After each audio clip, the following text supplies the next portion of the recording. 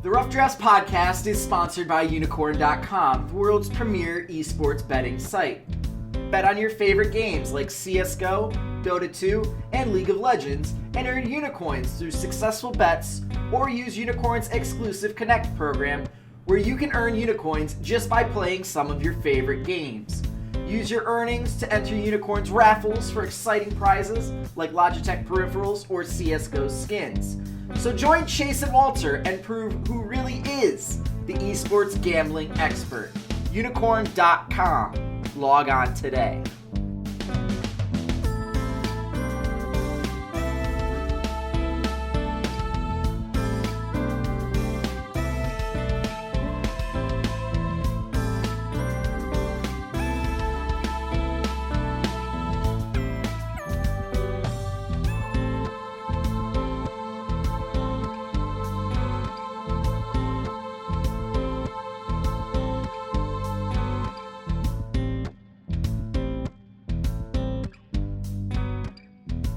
Hello, Internet! This is Chase, RedShirtKing, Wassenar, and welcome to a special edition of the Rough Drafts podcast. This is going to be what we're tentatively calling a mini-sode, if you will. This is just when Walter and I have a discussion on something that isn't a full podcast or isn't necessarily something that we want to take away time from the Guest Alliance podcast to talk about. We're going to do fun little mini things like this. I think it's going to be exciting, especially today's mini-sode, because we're talking about LCS trades. Yes, the trade deadline is a thing that A, totally exists, it's March 7th, and B, is something that is almost never relevant because League of Legends trades don't happen. There are a lot of reasons for this that we'll kind of go into, but, now that ESPN did an article about it, we read that and we thought, the bar was set low enough that really anything we do here is going to feel good by comparison. And that is perfect, as an esports Bill Simmons, that's exactly the situation that I want to jump into. And I am joined as we jump into this pool with my good friend, Walter Ceades. Walter, how you doing, man? We're like a middle school pole vaulter. Just be like, nah, lower. No, lower. Yeah, man.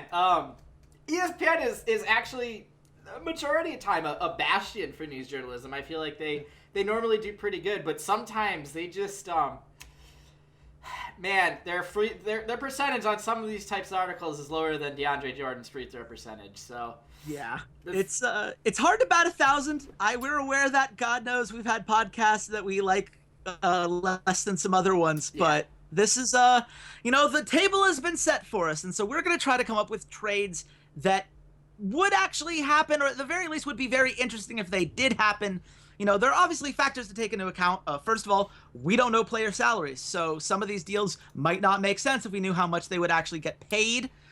Assume here that any cash differences would be part of the trade, because that's just kind of what we have to do since we don't have exact values on these things. Obviously, things like contract length, it's kind of hard to see whether it's good or bad to have players. We don't have enough kind of sample size to say for sure whether that's a positive or negative, so that's less taken into account. And of course, the lack of benches means that it's very hard to do trades involving players from different positions. There aren't players that are necessarily able to step up right away to fill those roles, and there isn't this pool of free agents that you can easily go to the next man up because of the way the challenger system is, and just the West doesn't necessarily have the depth of talent that maybe a region like Korea would in their solo queue. So these are all the factors that we're keeping in mind as we make our trades. Walter, is there anything that you particularly looked for when you were trying to decide what trades to bring to the table today? Yes, I just need to preface this. Every single trade ends with Team Liquid cuts Piglet. Just so everyone knows, whatever I say, if I say Michael Jordan was traded to the Boston Celtics for Larry Bird, there's another sentence at the end of that says, and Team Liquid cuts Piglet. So just so everyone knows, I'm waiting for the Wolf bomb, for Jacob Wolf to drop the bomb, that they cut him, that he's gone, that he's no longer on the roster. Not anything personally against him, but I think everyone's kind of done with Piglet. So every trade ends with, and Team Liquid cuts Piglet. I'm looking forward to Piglet mid when he brings out Varus to kind of start that. You know, it's a slight transition at first and then going all into whatever this mid lane thing's going to be. I avoided Team Liquid for trades for exactly that reason. And also because who would you trade for on Team Liquid? Who's the asset that you're really trying to... See? Okay. I got some here. I got some. I was smart. Let's start with this. Let's fix Team Liquid, Walter. How would you fix Team Liquid? Well, I got a couple of different potential trades here for Team Liquid, but the first one, which is my favorite one. Okay. So remember how like they had this academy team, right? And then like they cut all the players. Team Liquid got rid of their head coach. They got rid of their mid laner that had been there for a while. They like cut bait with everyone. And then like magically some of those players and that coach all ended up in another organization, and like it has a really terrible name. It's like GGU or something. GCU. It's GCU. GCU. Gold Coin United. Yeah. So here's the trade. It's Golden Glue and Piglet. Okay. To Gold Coin United for Phoenix and Mash. Because if you're ever gonna play in a utility 80 carry meta, you should probably get the guy who's the definition of a utility 80 carry and don't mash me. So Phoenix and mash me. I think that's an upgrade for Liquid. I actually, first of all, we should say, I've never heard any of Walter's trades before. He hasn't heard any of mine. None of them. So this is a genuine reaction. My first thought, I mean, as soon as you go to a carry meta, if anything happens in the 80 carry position, you start feeling really silly as Team Liquid. Like, you kept him around for this long because you genuinely believe there is some meta in which this works out. And so this is just, it's going all in on the utility side of things. But that said, I kind of like this trade. This feels like an upgrade in like both sense of the words, right? Yeah. Like, Mash needs an upgrade. Yeah, Goldcoin United needs to have, you know, A, they get a veteran in Piglet, so someone who's been there before. B, we know Piglet has looked better in the Challenger Series. We saw him do it last year. C, you know, in the situation that, you know, as long as they do well, his contract is not going to be a big deal. And if they don't do well, then his contract is going to, I guess you'd have to figure out how to buy him out, and what that number would be would probably say a lot about whether you'd make the deal. Right. But I think getting Phoenix back would be something that Liquid fans would really enjoy. In a world would be huge. Yeah, I mean, and he's a player that people enjoyed watching back when he was on the team the first time around. Like that, like fans liked him for every fault that analysts found in him. He was consistent and he was well liked within the team, and I liked what we saw from him in Breaking Point. The little bits we had seemed like a guy with enough awareness to pull these things out. I like that trade. I think I do too. That's why I'm putting it on the table. Yeah. You know, Steve, call me, dude. I know you just replaced your general manager, but like, right there, first trade that comes out. I am the esports trade Picasso. I'm not stealing that from Bill Simmons. I swear. Trademarked. Did it. Done. I think it says a lot that the downgrade from Piglet to Mash Me is not even like the third most important part of this trade. It's not even a downgrade.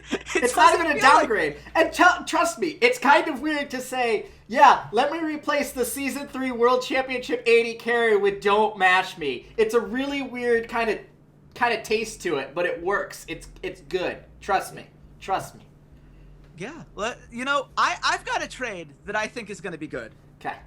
For very similar idea. Okay.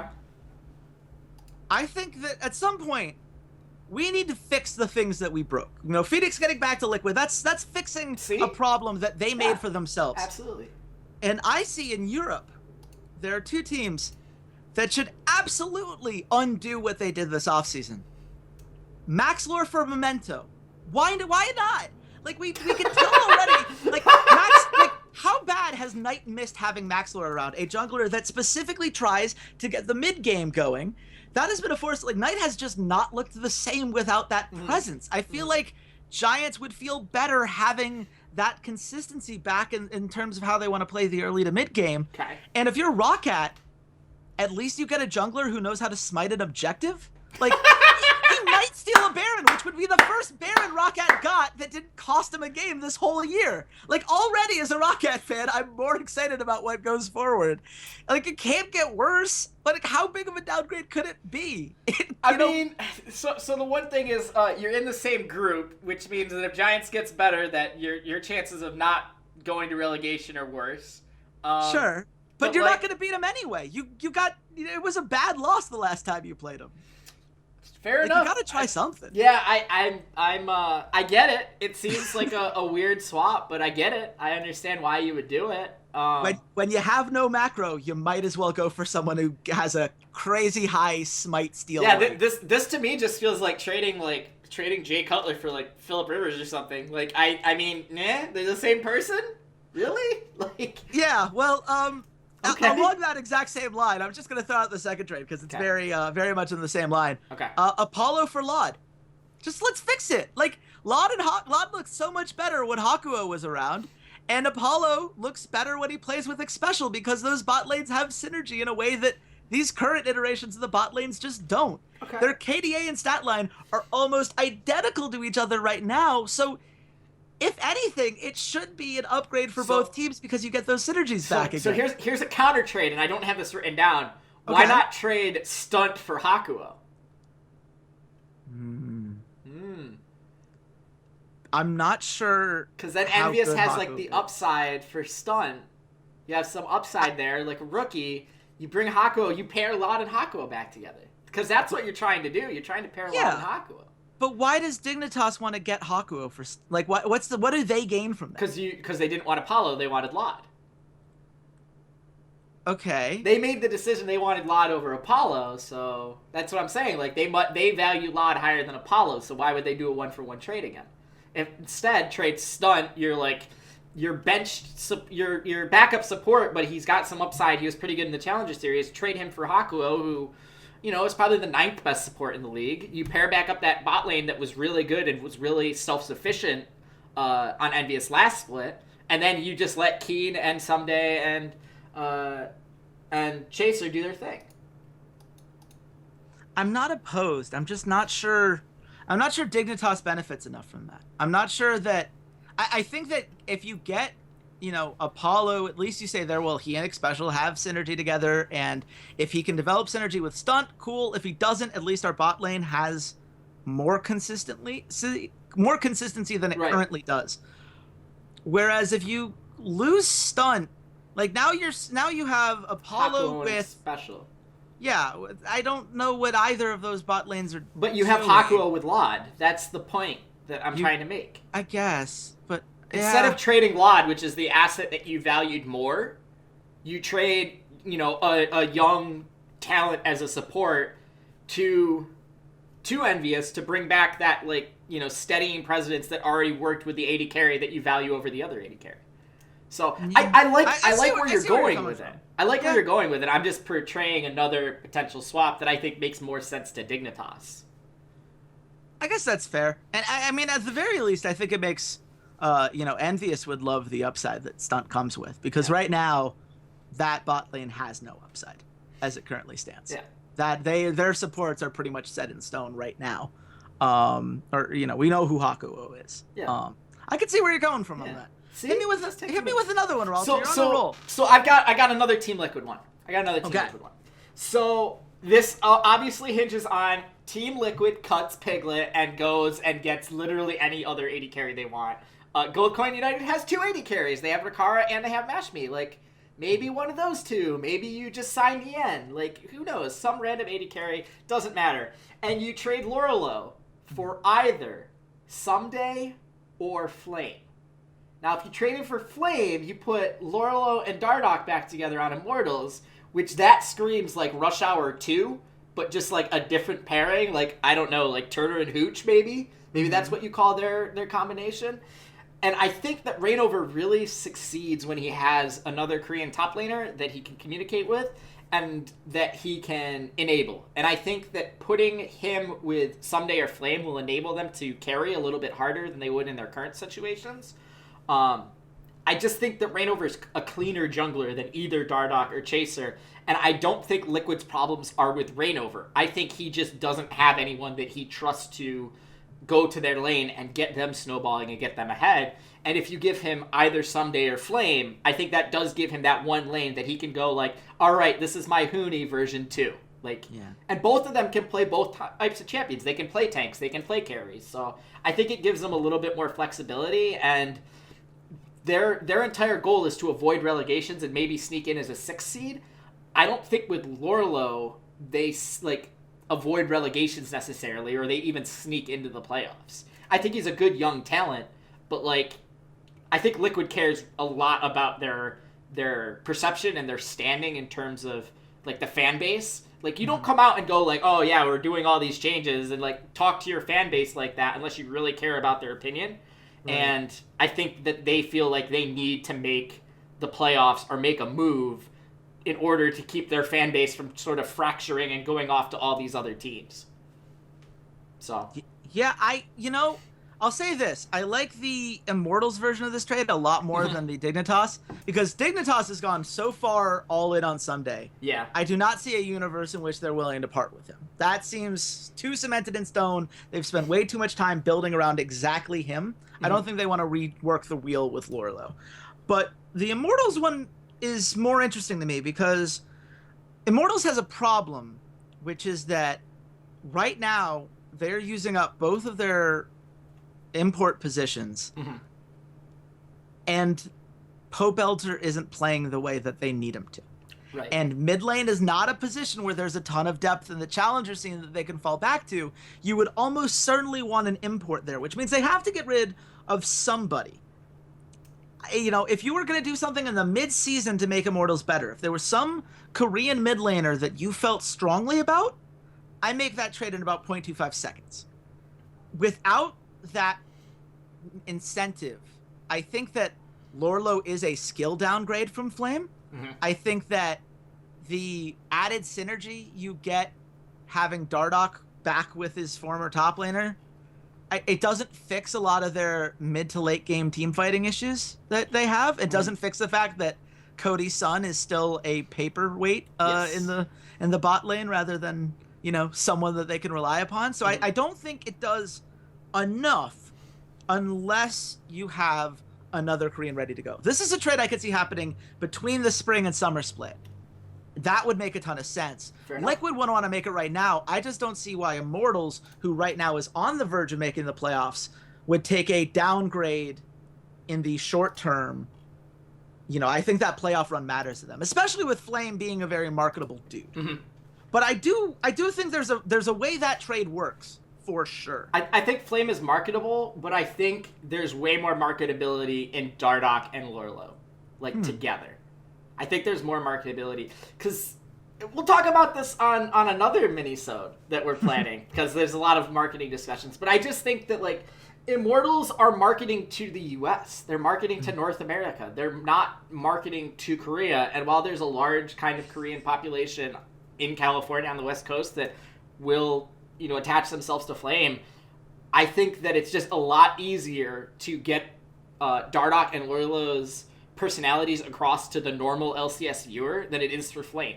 You don't need a translator. You don't need to use subtitles. You literally can just have the two of them go off to the mall and use Snapchat or Instagram, which is something that Immortals has shown they really like, these small like vignette type videos. So I think marketability wise, I get your point that Flame is like this legacy thing and he has this huge name behind him, and that's probably great for like an international audience, but I don't think it helps them with like the local audience, you know, the North American type audience. So I can definitely see where you're coming from. I think there's a way in which that trade works. You know, maybe with enough money involved for Immortals, but not that they really need it given the venture capitalist money they have on hand. So I would be, you know, if that trade happened, I think that it would be very understandable for both sides. I would say that Liquid would win the trade. Yeah. But I think that there is a potential long-term, especially if they do have that other import in mind that they could use that spot for. So, you know, a European player, maybe, if you're looking for someone that's going to be attracted to the West. Possibly. God knows they need a new support too. I got another top lane trade for you. Please hit me. I got another top lane trade. So this actually is a NA LCS NACS trade. Okay. This is another one of these where it's like, all right, we're gonna go down into the minor leagues and pull someone out. It's CLG. Okay. I'll give you one guess of who I'm trading. I am assuming you're it's trading. Darshan. Okay. I'm gonna trade Darshan to E United for Licorice, the emerging star top laner that has just been dazzling people in the challenger scene. I think CLG needs a breath of fresh air. I think they need something new. And I think that they could kind of create some of the magic, some of that Stixxay Aphromoo magic, with a new kind of fresh top laner and Xmithy. I think Xmithy kind of has that same type of personality that Aphromoo does, where he can be a teacher. He can really guide the kid around and like be like, all right, this is what we're going to do. This is how we're going to move around the map, like that type of thing. And I kind of look down, and I think the best young top lane talent is Licorice. So I think it's a kind of like clever little way to bring some fresh blood into CLG while not entirely downgrading the E United roster. Well, that's what I was going to say. CLG, I think, would do that trade in about 0.25 seconds, or at least I believe that they should. I think the upside on Licorice is quite nice. I've been impressed by what I've seen of him. I'm not sure that E United. I think they'd have to get more from that trade. Clerky probably hates me right now that I'd even suggest this because he loves Licorice. Yeah, because Licorice has been doing well enough, and he's this young guy. Like, if you're trying to build a name for yourself in the challenger scene, like that is a guy that will draw fans in. That is a huge draw as far as not only giving your team a star player to build around, but also an up and coming name that you could market and is this next big top lane thing. We haven't had a guy in North America that's really done that hasn't been an import since I guess Lorlo first hit the scene, right? Yeah. Was he the last NA mid lane, top laner? I'd say maybe Zig. Maybe. I'd say Zig. We going into the season, we did not think very highly of Zig. That's true. Zig proved us wrong. Like Licorice, people have an opinion about, and a strong opinion. I feel like CLG would have to throw in more. I don't know if they have any pieces on that CLG challenger team that was made out of. Yeah, like they might have to trade like Tuesday. They might have to trade the mid laner Tuesday alongside just to have a backup for Fox on E United. That would make sense to me. Then I'd start liking that trade more. I think I think that kind of asset, because at least then E United says, well, this is another guy that we can grow and build something around. And Tuesday did have fans in when he did the scouting grounds. I have another trade that involves a challenger team, and I know that there are going to be some people that really think I'm absolutely bonkers for even suggesting it. Oh boy! So feel free to tell me that I'm dumb and just write me off entirely. Okay. Trust me, it's not as bad as Reignover for Caps. So. Oh my God, that's true. It's not as bad bar as has been Reignover for set. Caps. Soaz and Amazing from Fnatic. Okay. For White Knight from PSG. White Knight has played a whole 2 games. He has not played in any competitive match from Season 3 to now. I understand that he was the #1 player in solo queue in Europe for a while, and he was dominant, and he was going to be the next great thing. But are we absolutely positive that, PSG is? Are you willing to potentially hurt yourself in the short run, at the very least, on the hope that he is as good as advertised? Or do you sell with a high? French team, you sell high, you get Soaz, who is the most famous French player in all of League of Legends, as far as I'm concerned. Yellowstar would be he and Yellowstar, but they're both guys that have been around since Season 1, Season 2. Like, he is a huge name and a huge draw. The French crowd would love him. And you'd be bringing Amazing, which fixes the fact that your jungling situation right now isn't particularly great. Kirei has been underwhelming so far in that role, and Amazing maybe needs a change of scenery. It seems like, going to Challenger where he'd have less pressure on him, doesn't have that Fnatic tie that is a problem. He'd get to, he'd be competing against Kirei, so if he doesn't work out, they still have a jungler there. Yeah. And Soaz is just this big name, and a veteran name too, because PSG could make a run in these playoffs and qualify for promotion still. They went from, last week, they fought their way back into it. Who says no? I think that's I think it would show that Fnatic is incredibly short-sighted if they go off of a 2-game sample size. I think that would kind of put to rest the whole like, oh, Fnatic or the San Antonio Spurs of organizations. I like it though. Like I actually like that's actually a really solid trade. Like Fnatic, you're not gonna win European LCS this split. It's not gonna happen. Yeah. You're not good enough. So why not bring another like rookie top laner in to pair along with Broxa, get all three of your top half of the map guys all kind of flowing, give them half a split to really get to know each other and get to know each other's play styles. You still have Reckless, who I think is still a solid AD carry, and he can be a veteran leadership role on there. Don't forget White Knight now in the Fnatic system. Like, how many guys has Fnatic cultivated over time, right? Like, maybe, they don't have the same coaching staff that they did when they had Daylor, but it's not like they're bad. And if any split, you are going to take a step back in the short term to prepare for the long term, isn't it now where the bottom 4 teams are so bad? Yeah. Like, Fnatic would have to have a catastrophic downfall in order to not make the playoffs. Yeah, like you can risk this. Yeah, they're not going to win this time. I like this trade. I know there are people who are going to say White Knight is absolutely untradeable, untouchable. He's too good. The ceiling's too high.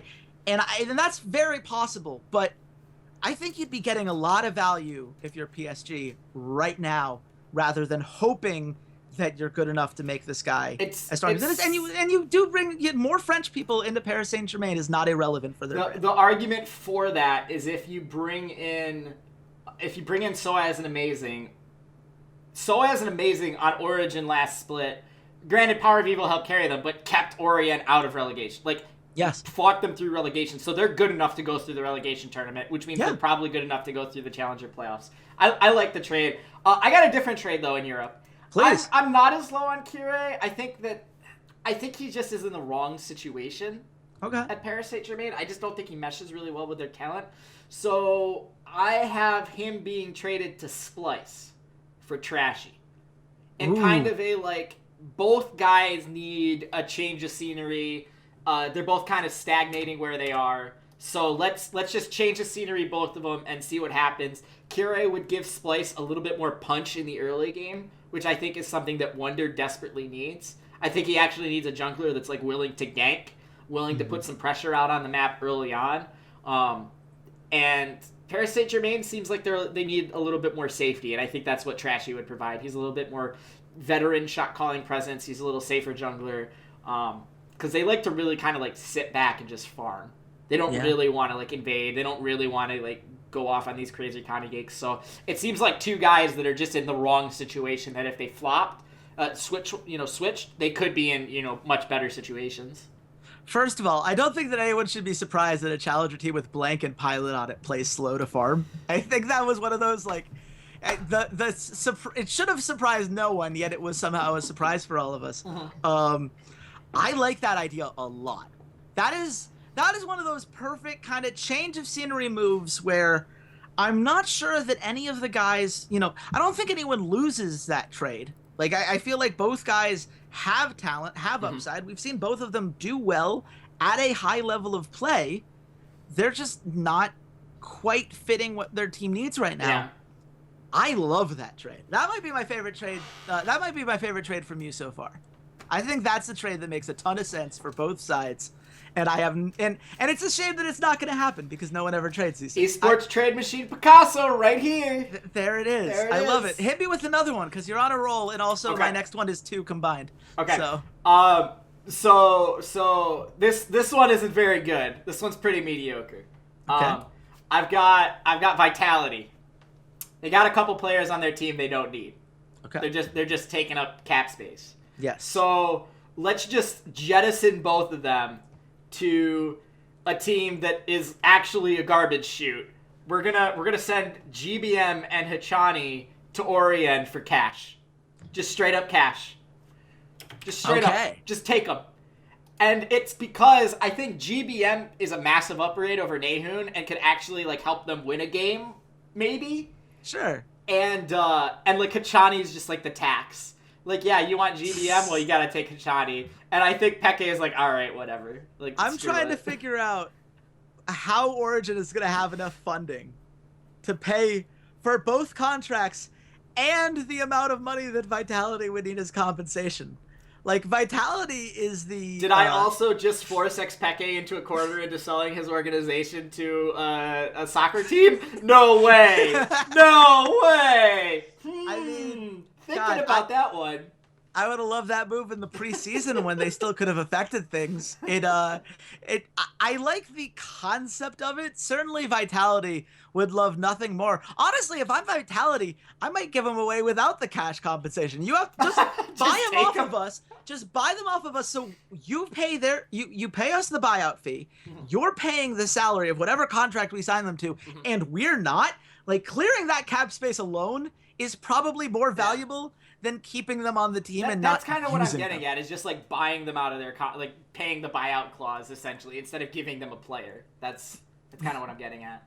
The only potential hurdle is I have no idea how much Hachani is actually helping on the coaching side of things now that he's there. Oh, I'm getting rid of Hiva and I'm benching Wisdom. That's you're going out to sign some other jungler. Yeah, I mean, I'm not talking. I'm talking about for Vitality. Yeah. Like, they would lose a member of their coaching staff, and it's not like Irene's doing a great job already. He needs every bit of help he can get right now. Send Irene too. Send all 3 Koreans to Orient, and we'll just have Sean's go back coaching. Honestly, I think Cabashard would love that. Cabashard probably would. Probably 0.025 I got one more then. I got one more for Vitality. Please. Because if that doesn't work, they still have like a logjam of players with like attitudes and egos. So I'm gonna get rid of probably the biggest ego on the team. So I'm gonna send Nuke Duck to either Splice for Senkux or Rockat for Betsy. Because I think they need a low econ kind of young mid laner that's just not gonna say anything. That's like, Cabashard's gonna be like, yeah, get my slippers. And then he's gonna be like, all right, no problem, let me grab those for you. Like a whipping boy. So I think that would free up some of the egos. I don't think this will ever happen, but like that would make sense for Vitality. Try and get rid of one of their like 3 carries. Yeah, no, Nuke Duck, I mean, they definitely need to get rid of somebody. Nuke Duck, it's hard with how poorly he's played this year. I think we made the joke back in the Senkux Mordekaiser game about how it felt like the ghost of Katarina did more damage than Nuke Duck's actual Katarina in that game. And that alone might be enough to tell Splice, like, we're not interested. This seems like a terrible plan. But for Rockat, I mean, how much harm can it do? Like, at what point, like, what are you looking at a Rockat saying, no, we need to salvage this. This needs to be hung on to at every turn. I think everyone on that Rockat roster should be up for grabs. There you go, Fly. There you go. Easy. Look, I have a Rockat trade. Oh, okay. Okay. And it involves Vitality as well. This is my mega trade. I was gonna save it till the end, but you just mega trade. Oh boy, here we go. Okay. It's the only trade I had that was multiple players on both sides. Oh, I got you. Okay. So Walter, who says no? Vitality sends Cabashard and Hachani for Faxi, Wadid, and a whole bunch of cash. Who says no? Like, Vitality's not making it to the playoffs anyway, so at least Faxi is a young talent that you could theoretically develop, and he doesn't have the same hard carry tendencies that Cabashard did, so you can mold him to whatever role you need him to fit. Like, Wadid can't be worse at a support than AOD was last week. Like, they're basically here's my counter. Is Rockat sending them a bag that says cash on it, and it's just full of, like, rolled up paper?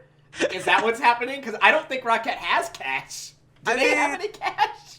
I'm talking about Orient, but like, you know, it's the equivalent of like, hey, if we get like, you know, it's like the like protected draft picks. Yeah. It's like we protect ourselves from having to give you all of the money. If Cabashard re-signs with us, then we'll give you X amount of dollars. If not, we give you nothing.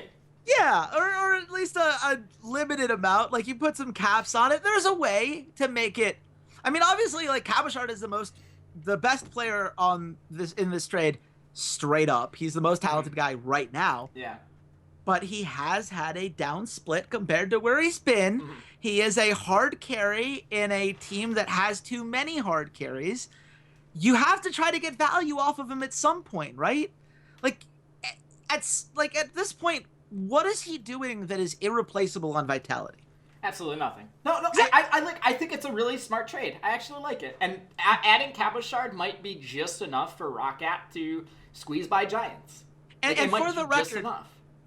And this is the part that breaks my heart, but I have to say it. Faxi deserves better. Like, he needs to go somewhere where he can actually develop. Trust me, I was looking for, like, okay, how can I get Faxi off of Rockat's lineup? And I just couldn't find a trade. Yeah. I was like, what team can I trade him to? Like, I can't trade him to Orient. It's, like, the same player. Like, I wanted to get Sartorius off of Orient, too. And Roccat would have a name guy, right? Like, Cabochard is a name that matters. Yep. Doesn't necessarily mean it's going to result in wins. It could. I'd like to see at least 1 or 2. But I do think that Roccat needs to do, in a world in which trades happened, I think doing something like this would at least give fans a reason to hope that things are going to improve. It would give a veteran presence on a team that desperately needs a leader right now, and Betsy just hasn't been that guy. Yeah. And Hjarnan, I mean, I've made my points on him pretty clear over the last few weeks. So I'm throwing that out there. Fly, hit me up. I can do this all day. I had about 20 different ones before I settled on that one. And I did restrict myself because it would have gotten way out of hand way too quick. So we did Roccat. That's only fair. It's only fair that we also do TSM. Of course. It's only fair that we do TSM. My first trading Reggie for Ocelot. Straight up ownership. Straight up. Absolutely. No. Not really. I've got 2 Wild Turtle trades. Okay. Got 2 of them. The first one is Wild Turtle for Lodge. Straight up. Ooh. Straight up. That is a great Who Says No game.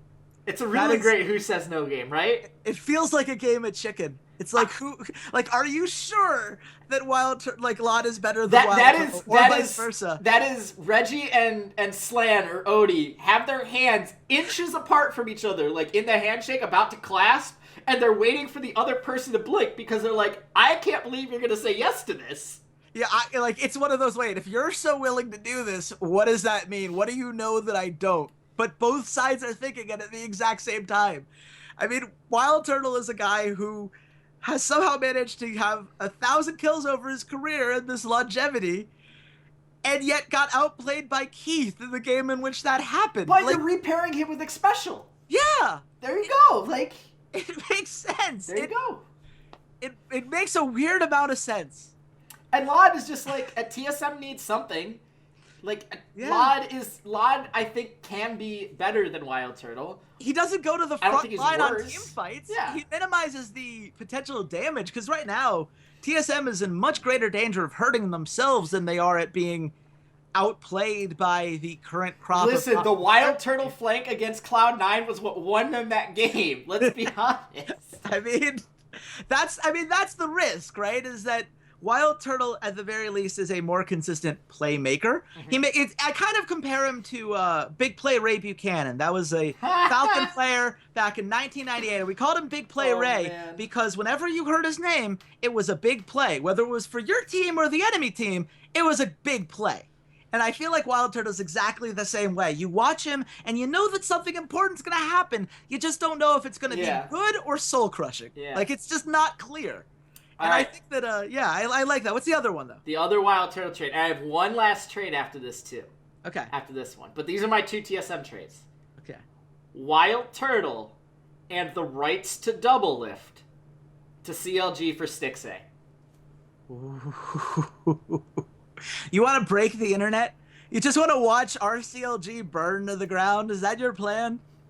RTSM, too? You just be destroying...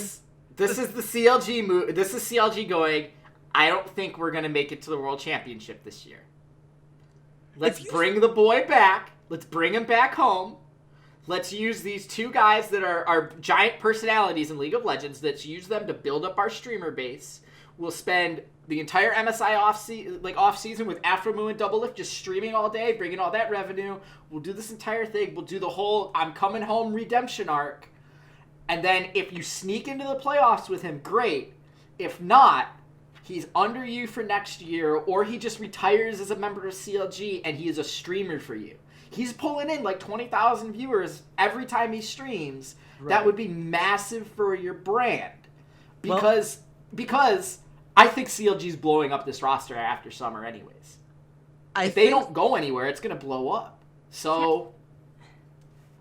I mean, here's my problem with that, which is, if you're TSM, would you ever do double lift for Stix A straight up if double lift was playing and we knew he was going to play? Double lift for Stix A?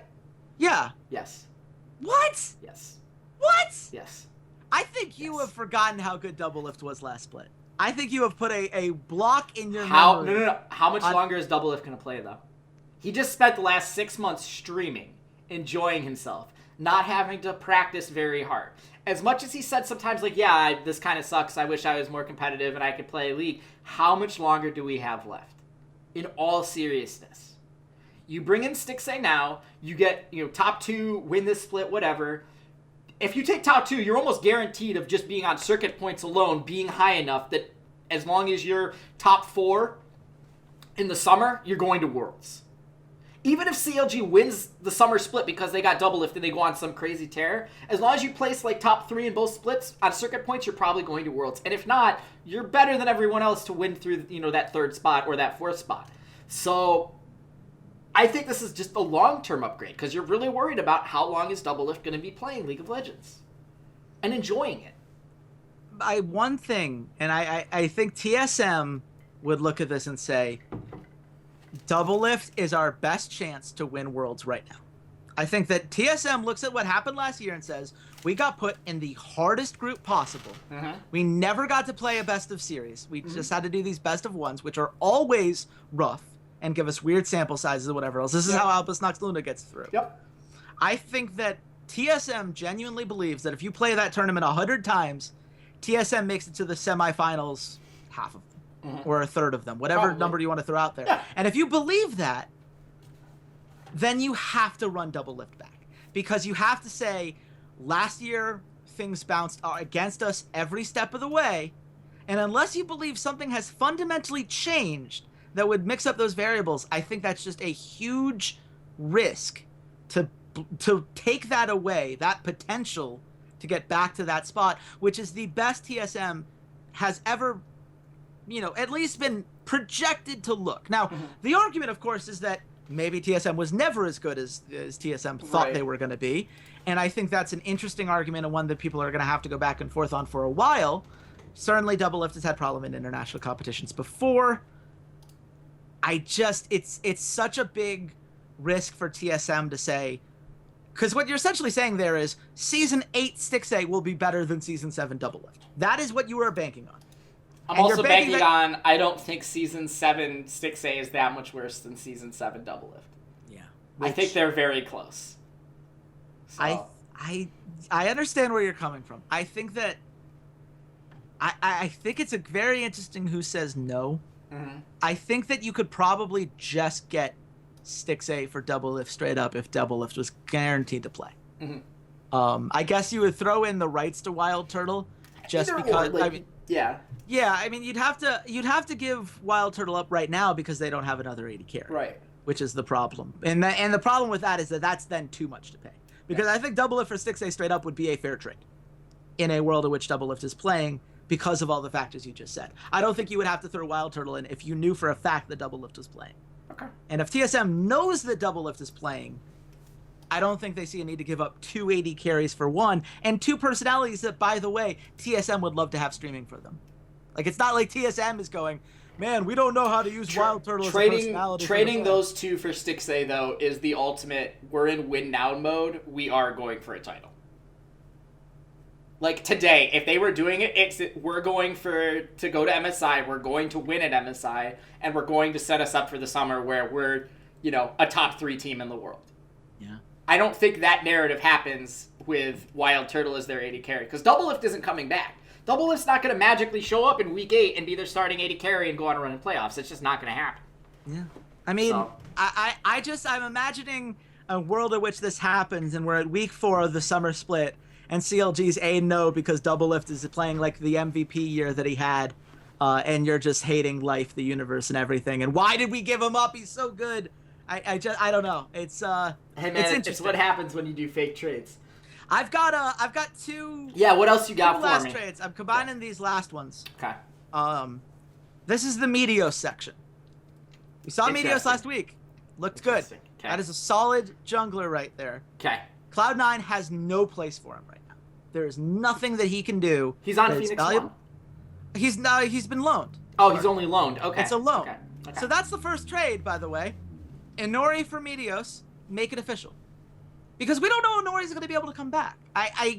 Not get too far into the politics, but Inori is on the list of the 7 countries that potentially are going to have problems moving forward. Why does Cloud9 want Inori, though?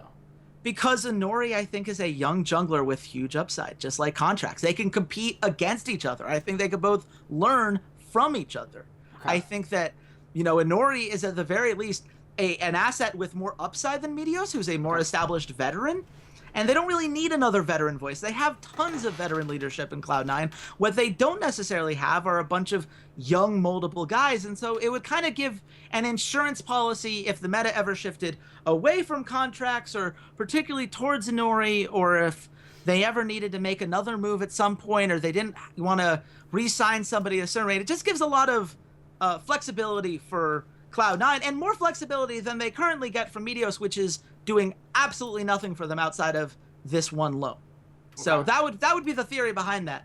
The other one, and this is the one I like more, Meteos for Stunt. Who says no? Like, don't we need someone to compete against Smoothie as the support?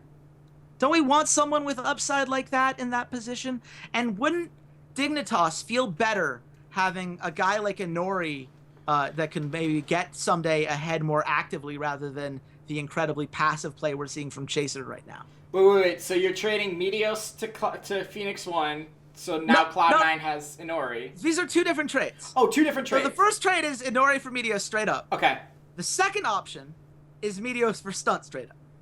Oh, okay, so Cloud9. Okay, I got you. So Dignitas has Meteos. I think, yeah, Dignitas would get Meteos in that regard. I think both Dignitas and Phoenix One would benefit from having Meteos on the roster right now. For Phoenix One, it could be a piece that, kind of helps them ensure a run, because it would be a veteran voice that would be nice to have. He'd be on the team with a lot of people that know how to play the map and understand the ins and outs of the macro play that would be needed, instead of Inori, who clearly has some growing pains still left. And if he's on Cloud9, he has all the time in the world to grow. He's not even going to be the starter right away. And on the other hand, if you're looking at the Dignitas version, if you're not going to use Stunt anyway, and despite how, good Stunt looked in the games in which he has played, they've been using X Special more often. Right. Then why would you not try to get a guy like Meteos who can give a new look to the jungle when Chaser hasn't necessarily been impressing right now? At the very least, that different kind of approach to the game might be something that Dignitas needs to consider if they're going to make a playoff run. And meanwhile, Cloud9, if you were going to pick any position on their roster in which getting a young guy with upside would be valuable, it would be support. Okay. Because that's the position in which they have the most question marks right now. Because as I think Smoothie is good, but is he support of the future guy that you can build a bot lane around even when Sneaky leaves, we're going to be feeling great about him? Is he that guy? I'm not sure. Probably but Stunt has more of a chance, in my opinion.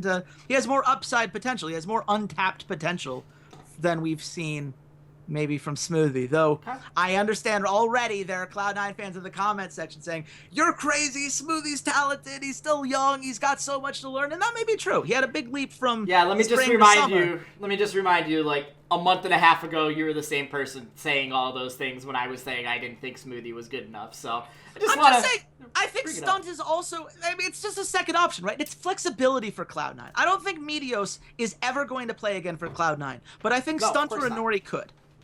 That's the crux of my argument for both of those trades. I think Phoenix One says no, and I think Dignitas says yes. Interesting. I don't think Phoenix One would do that trade at all. I think Phoenix One is very nervous about whether Inori comes back. I've heard. We don't even know why he's gone. Well, he went up to deal with family issues, up in Canada.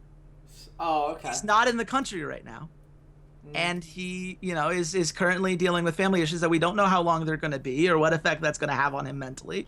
But for the record, I wish Inori nothing but the best. I love watching him play. I want him to be in a good situation. I want him to continue to grow in the way that we've seen him start to grow this split. I just think there are enough question marks right now for Phoenix One that if you want to get to the playoffs right now, and I think Phoenix One definitely does, I think there's some stability there. But for the record, I understand saying no for Phoenix 1, and I'm glad the stunt trade works out. That's why I threw 2 of them. I didn't know which one I liked more. The stunt one I think is just both. It's a swap of assets, and I think that Meteos makes more sense on Dignitas. Yeah, fair enough. Give me your last trade. My last trade. This is a big one. This is my wing dang doodle big boy trade. Yeah. CLG trades Aframu and Darshan. Okay. This is the beginning of this just like blow it up rebuild move, okay? Okay. Aframu and Darshan to FlyQuest for Balls and Lemon. That's an interesting one. CLG brings in Balls and Lemon to be veteran presences for their CLG Black team and start training those guys up. Basically conceding spring, probably conceding summer, and having those CLG Black players as subs on the main roster and bouncing back and forth and doing it as a true 10-man roster, which, in all honesty, if someone could actually figure out what a 10-man roster actually means, then maybe they could work. And I think Zix would be the guy that actually could figure out how to make it work in trading and substituting everyone in. And FlyQuest goes all in on this split. They go all in on this year, we're going to establish ourselves as one of the best organizations in North America. Who cares that we have a shitty name? Who cares that everyone's joking about us being C9 white? We're gonna trade away enough pieces that no one's going to refer to us as, oh, it's the former C9B team. We're our own team. We're our own organization. And I think I think that High can rejuvenate these 2 veteran players' careers and turn them into all-stars. I mean, first of all, I love it from a branding perspective because I have the same qualms about FlyQuest as you do. I have, funnily enough, I made a comment about this on Twitter when I believe Kobe made a joke about it on broadcast. And he responded to me and said, like, well, actually, FlyQuest is pretty happy to have the association. They do events together all the time. To which I said, that sounds like a terrible idea. Like, I mean, shout out to FlyQuest. I guess if that's what you want to do. I feel better about the writers making jokes about it now since apparently FlyQuest are going all in on this idea. But I believe that as FlyQuest wants to expand, especially if they start looking into other games and other ways to get involved in esports, I do think they need to move away from Cloud9, Cloud9's shadow. And I think that trade would be a good way to do it. It kind of instead just puts you in CLG's shadow. So now you're kind of in 2 shadows at once, but at least it's a unique blend. I think the 2 problems you're going to have. Number 1, Lemonation and High love working together. And I think that it's going to be... I'm not positive that High is going to want that trade to happen. And I think you have to keep High happy because he is the shot caller and he is this big piece of how these things work out. Yep. And the other problem, and I'm not sure that this is a problem, this would be something that only CLG really would know, is do we believe that Lemon Nation is truly better equipped to teach these guys than Aframu? Because if you think that Aframu is a good teacher, if he can be that guy, then I think he's a better individual player than Lemon Nation. And I think the gap in what he can do as far as, Lemon Nation coaching up these new guys has to be greater than the talent gap between Aframu and Lemon Nation.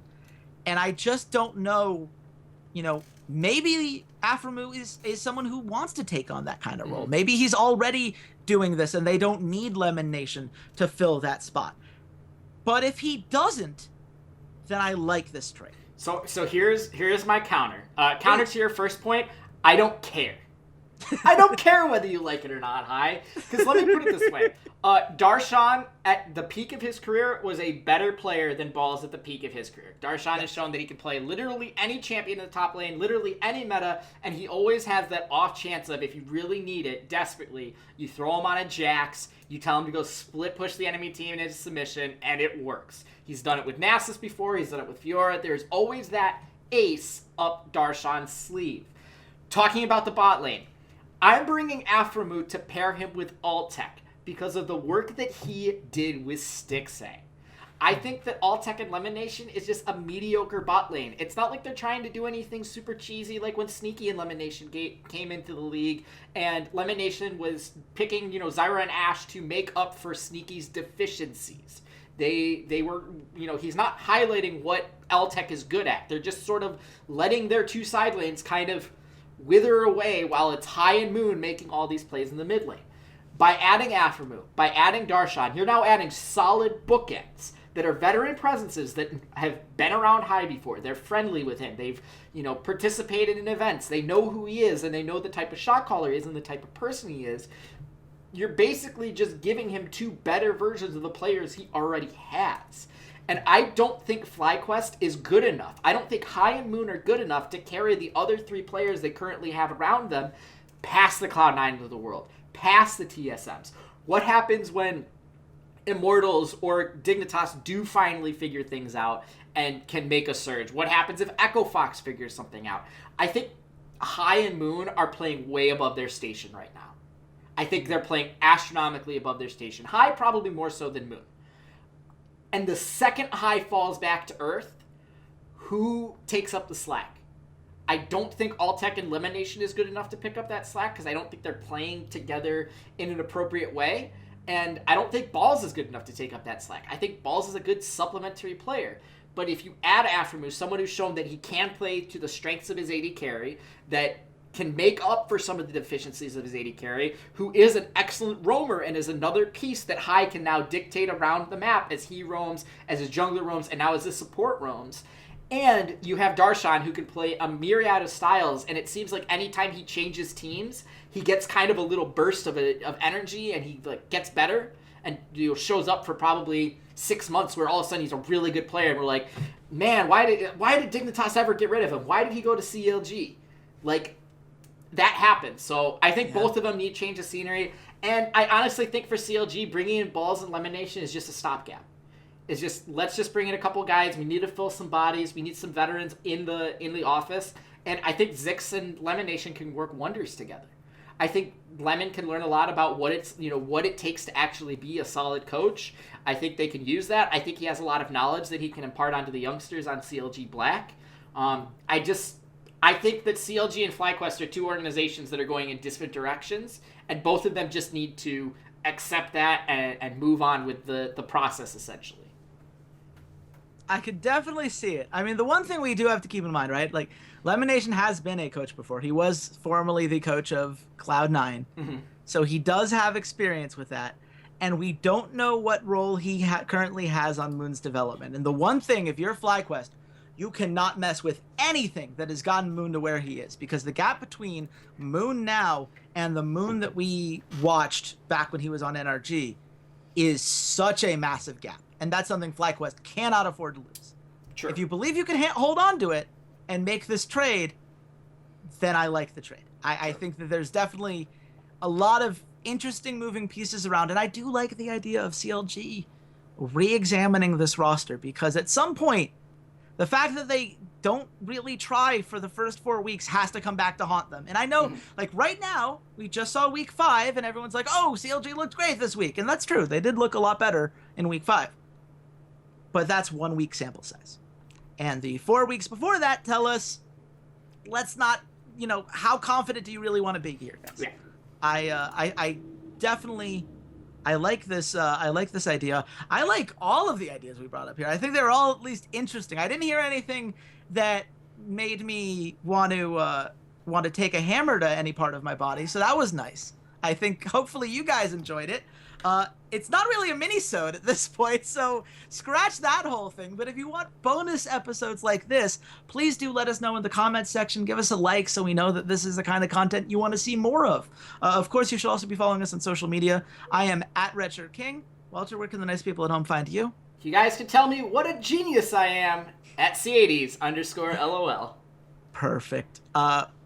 Next time on the Rough Drafts podcast, something else. I don't know when this is going to come out.